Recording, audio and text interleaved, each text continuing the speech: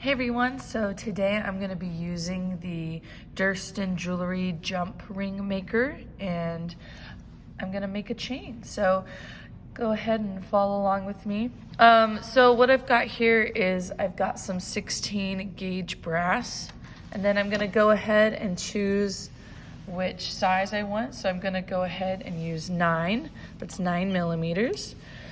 So the Durston jump ring maker, right, we twist it, it coils it in so I can then cut and make my jump rings.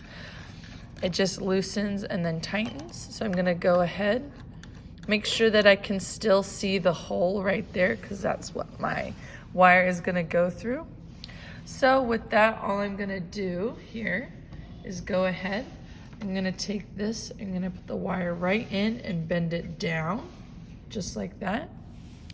Then what I'm gonna do is I'm gonna start twisting it this way away from me while I'm holding pretty tight down. I start slow, making sure it's starting to wind the right way. As I go, I can go a little faster, and I'm pulling it pretty tightly and slightly to the left so it creates that nice ring, and I can just keep going with it. As I starts to create that spring, and I go all the way until my wire is done. When I get to the end of the wire, I'm careful not to keep going with my thumb there.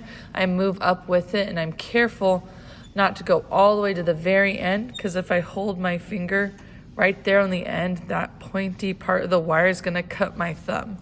So then I just go ahead, I stop, now I take it out. Same way we go to put it in, I just pull it right out.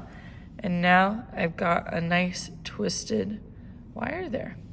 So in order to take it off, right, all I do is I pull this down slightly, and I'm gonna take some pliers. I've got some small ones, not pliers, wire cutters.